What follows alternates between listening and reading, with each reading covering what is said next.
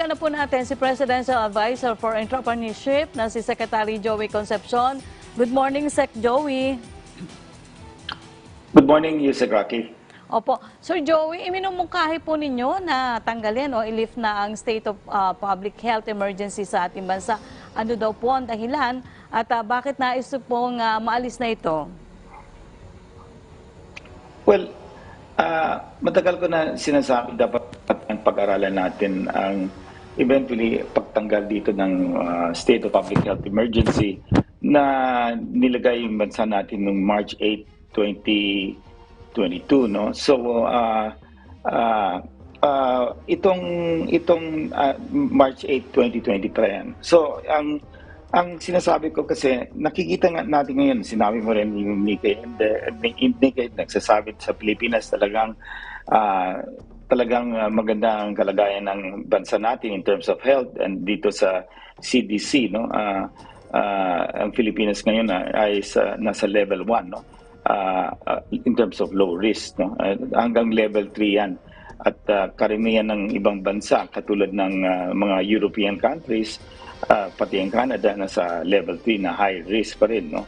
And this was updated this May 31, 2022. So ang pananaw ko dito, hindi ko naman sinasabi na itong administration ni President Duterte ang gawin nila to, no? Kailangan we should start to discuss kasi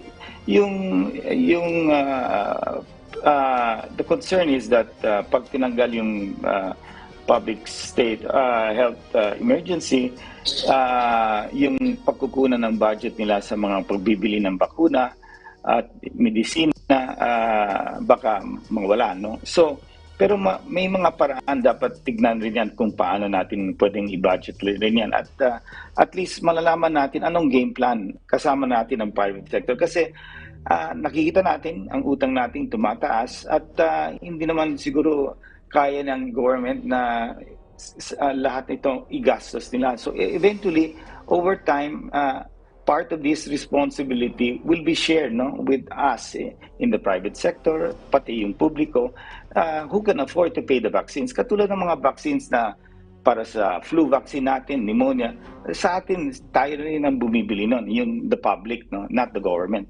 So we want to lessen the burden, and I think we're reaching that point na COVID is under control, and ang mga kaso natin are muted, and nakikita natin ang hospital halos hindi naman overwhelmed. Very low cases. There's some hospitals with 1 or 2 cases. So we have to start already planning on how we can transition and eventually remove this the state of public health emergency. Paano daw po ba nakakasagabal o nagiging hindrance itong state of public health emergency dito po sa tuloy-tuloy na paglago ng ating ekonomiya? Well, alam naman natin what's happening to our country right now is that we're seeing a high level of inflation dahil dito sa Ukraine-Russia crisis. At kung tuloy-tuloy itong gera dito sa Ukraine-Russia, mas tataas yung presyo ng commodities at talagang malaking tatamaan dito yung mga consumers natin. So, to even think of increasing alert levels beyond 1 will really be detrimental to the Philippine economy, considering that we are incurring more debt because of this pandemic. And of course, yung expansion natin, yung mga build projects na tama naman dapat gawin yan. So, the country is borrowing more money, and our debt, in fact, will continue to increase. Now, if the growth starts to slow down because of the Ukraine-Russia crisis dahil sa very high prices, syempre baka hindi kaya ng consumer natin, then you are at risk for a slowdown in the economy. Now, we have to hit close to 6 to 8% GDP to be able to sustain and pay our obligations, no? Kaya ang pananaw ko dito is that we are forced to, in a way, to keep the alert levels at 1, or which is technically, to my mind, 0. So the state of public health emergency has one good use. You can source the funds for all of these medicines and vaccines, etc., that are needed in the pandemic. But I think we are moving away from this pandemic already, and the new variants that are coming in of Omicron are, of course, more infectious, pero it is still the same thing. It is mild, no? So I know a couple of people who are getting and hit with this, and all you need to do is just stay home. In 5 days, you're okay, you know. And some people, they don't even test after 5 days. They're free and clear, or they take an antigen test and they go out of their homes. You know? So I believe that we should start planning, no, on what to do, whose role, what is the role of the Filipino citizen after this state of public emergency is lifted. No? So we know we have at least a short to medium term plan, no? The way I look at it. No? Pero Sir Joey, sinasabi po na ito daw pong alert level system ang nagsilbing safeguard para po maprotektahan o hindi na po magkaroon pa ng pagkalat ng COVID-19. Pero isa po sa minumungkahi nyo na nga po tanggalin itong alert level sa ating bansa. At payagan nga po na lang yung pagsusuot ng face mask sa mga open spaces. So ano naman po yung nakikita nyong dahilan at nakita nyo na dapat ito po ay gawin nyo ng mungkahi, imungkahi nyo na po? So itong alert level kasi natin, it was very useful when COVID was really very active and present here, no? Especially yung Alpha, Beta, Delta. Pero dito sa Omicron, ang positive nitong variant na to is that kung bakunado ka, most cases, or even 99% of the cases, are really mild, no? So parang nabigay rin sa atin yung natural immunity, no? In that sense, no?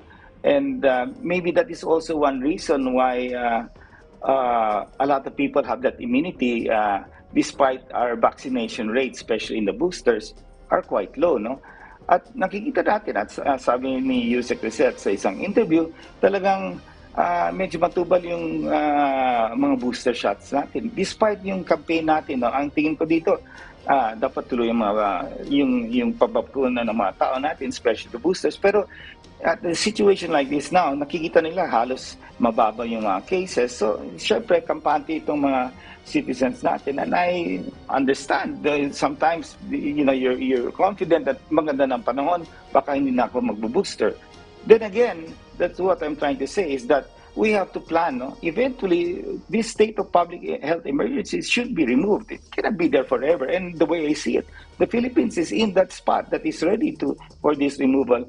And alert levels need not rise beyond alert level 1 anymore, the way I see it. And we cannot afford to bring it up. So the call for our people is to continue to take the boosters down. Yung problema lang namin dito sa private sector, may mga 60,000 kami na expire. I was extended in July. And we want these vaccines to be taken by our economic frontliners who are 50 years and above, old and above. Pero ngayon, for boosters, the second booster shot, pwede lang kumuha dito yung mga 60 years old and above. So that's another problem. And what we want to do is that if eventually the public will buy their own vaccines, the vaccine manufacturers will have to apply for CPR. No? So this is a certificate of registration, no? And product registration. Importante. And right now we're under emergency use authority. No? In other words, the government guarantees the safety of, protects the pharmaceutical company and of course the individual in case something happens. But that cannot go on forever. No? We've seen these vaccines very safe. So I think we should move and transit that eventually this should be stored in the drugstores, no? For the individuals who want to take the bakuna to buy it, no? Or the private sector. In our case, our company can buy it. So it's like helping the government take off some of that burden, especially as we see the country moving away from this pandemic. Pero, Secretary, naglabas po ng pahayag si Health Secretary Francisco Duque III na anya po, hindi pa raw po panahon para tanggalin ng Pilipinas ang state of public health emergency kahit nananatili daw po mababa ang bilang ng mga kaso ng COVID-19 sa bansa. Ano po daw ang masasabi nyo dito? Well, we're not saying naman bukas tanggalin to, no? I think if not in this administration, the next administration, we all have to look into this, no? I don't think any other country there in Europe, here where I am right now, wala naman state of emergency dito, no? So I understand that under the state of public health emergency, it allows us greater flexibility, no, in funding all of these vaccines and medicines, etc. No, and that is obviously something to look into. But there may be other ways, no. So, but then again, you know, if let's say a new variant comes back, like another variant that is not only more transmissible but deadly, then you can always bring back the alert levels, no? You can reinstate it and bring it back. But as again, right now, the variants that are coming in are more transmissible, but are still mild, no? So I think we should move on, and other countries have been moving on already. And what I'm proposing is something that it's a shared responsibility, not just for the government taking all of the expenses for this, but eventually passing it on to those who can afford. Now, yung mga hindi may kaya bumili ng mga bakuna, mga medisina, then maybe that's where the government will have to continue to support, no, these people. Yung mga private sector, yung iba na may kaya, then maybe that responsibility can be passed on. So this is not to be done, I'm saying, maybe in the next weeks, but we have to start talking about it. We have to start planning anong strategy natin dito sa mga bakuna. Bibili tayo ng ganyan karami or we will scale down. There are talks that the second booster I was told that it's not as effective, but from my readings, it's still effective. So we have to have better clarity here, no? And hopefully, there will be more flexibility, especially in granting these second boosters to people above 50 years old. Sir Joey, sa pahayag naman po ni Health Undersecretary Rosario Vergere, kung aalisin daw po ang state of calamity, hindi na raw po mag-work itong emergency use authorization ng mga COVID-19 vaccines. Ano daw po ang masasabi niyo dito? Kaya nga, tamang-tama yan eh. That's correct. That's why the vaccine manufacturers should apply for the CPR.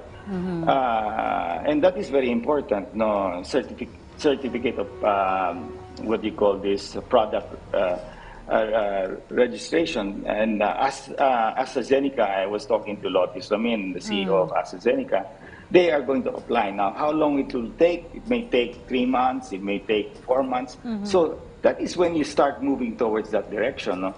But if we don't start talking about it, the vaccine companies don't apply for the CPR, or the delays with FDA in approving the CPRs, then all of these things will move, will delay. No? So what I'm saying is the removal of the state of public health emergency has to be discussed. If we are all open to that, we need to identify things that we have to do. Pharmaceutical companies must apply for CPRs. That is only the time that the EUAs, kasi kung itong mawalan yung EUA, syempre it will be a problem. So we have to transition from an EUA to a CPR. Now, how long that will take? It starts the moment the vaccine manufacturer files for that. So then when you do that, then you can now start. That's why the whole process has to be discussed, if they agree, and you plan for it. No, you have to plan for it. It may take us 6 months to be able to move from a state of public health emergency to a total removal. Opo. Sir Joey, may tanong po yung ating kasamahan sa media. May tanong po sa inyo si Sam Denilla ng Business Mirror. May initiative po kaya sa private sector to procure more COVID-19 jobs to give their employee booster jobs ngayong taon, this year? If yes, ilang companies po kaya ang may ganito ng plano at ilang COVID-19 vaccines daw po ang bibilihin nila at magkano daw po inallocate nila para dito? Well, frankly speaking, we still have some boosters left. No? And we have fully vaccinated our people already. Yung problema sa second booster, walang problema sa first booster. Marami na dyan sa mga empleyado natin ay kumuha ng first booster. Yung problema natin ay yung second booster. Sa tingin ko, I also took my second booster, but I'm qualified because I'm over 60 years old. Pero may mga empleyado kami, medyo maraming empleyado, na 50 years and older. No? Now, under the current guidelines, this is not approved for anybody below 60 years old, unless you have comorbidities. No? So, our employees will not take it. We cannot even give it to them because it doesn't fall under the guidelines. And if something goes wrong and they get side effects that may be a problem, then we are not covered under the EUA. So, but then again, what I was saying is that since we have a lot of vaccines in the country still, no, and according to you, Secretary said that medyo mahina ang kumukuha dito sa mga bakuna natin. Why don't we expand it to the 50 years and older? No? And then what I'm referring to is the second booster. No? So no, we don't see any need for now, but that's why I'm saying, what is the future going to be like? If eventually we will remove the public health emergency, that role will have to be passed on to the private sector and the general public. Now, of course, may mga tao dyan that cannot afford to buy these vaccines. Now, they will have to also measure kung yung talagang yung demand from our citizens, do they really still want to take these boosters? No? Ang iba, ayaw na rin. So, wala na tayong vaccine mandate. We cannot force it. Wala na tayong no vax, no right. The PCR tests for those not taking the vaccines, we have stopped all of that. So, it's all voluntary, walang puwersahan to. So, pati yung mga vaccination cards, sa tingin ko, the old cards natin, they will already be redundant, no? Because they're already way beyond 1 year. No? Opo. Sir Joey, dagdag pong tanong ni Sam Medenilla ng Business Mirror. Will you recommend to the next administration to purchase additional COVID-19 jobs for this year? Yes, if there is a demand for it. At this point in time, we have vaccines that are expiring and may expire because of the demand. No? And I was told by Secretary Duque, these are going to be replaced by COVAX by WHO under the COVAX program.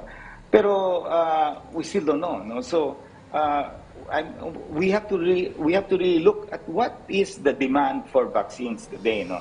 How many % of our people really want to continue taking boosters? Kasi moving forward, it will be basically boosters, whether we take it once every 4 months or 6 months or once every year, we don't know. No? So, but definitely sometime at the end of the year and maybe first quarter of next year, we will need again a booster, no?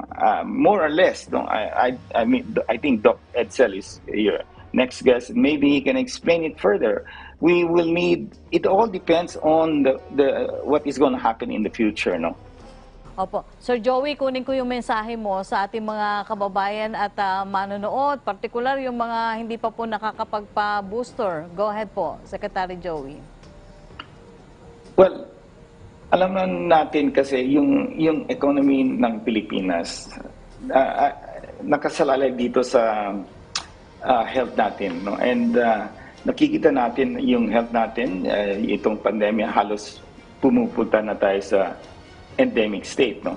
Pero huwag tayong sobrang kumpiyansa. May mga bakuna pa tayo dito na pwedeng kunin para sa mga boosters, booster 1 at booster 2, at dapat kunin na natin bago maubos o bago ma-expire, no?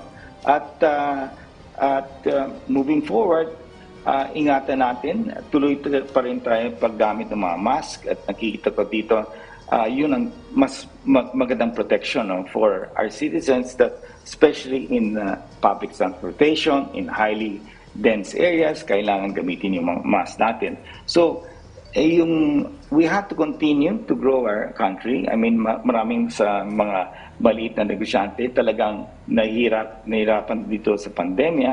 And hindi na pwede tayong bumalik sa dati na higher alert levels or mga lockdowns ng mga negosyo natin. Kasi talagang bumabangon na rin tayo, gumaganda yung economic conditions natin. Yung gera dito sa Ukraine, Russia ay nagbibigay ng panibagong problema sa atin dahil sa mga high commodity prices na tataas ang mga basic food that we are selling, no. So we are facing this next challenge, no, itong high inflation, and sana tuloy-tuloy pa rin ang our success in maintaining the current health situation in this country. So yung hinahanap natin is a medium term plan na kailan tayo pwede tanggalin itong public health emergency at mas magiging klaro yung roadmap natin towards a total recovery, a total economic recovery. Kasi in the end, kailangan we should generate more jobs for our Filipino people. Opo. Sir Joey, kami po ay nagpapasalamat sa inyong pagpapaunlak sa amin. Palaging pagpapaunlak, Secretary Joey Concepcion, ang Presidential Advisor for Entrepreneurship. Stay safe po. Salamat, Secretary.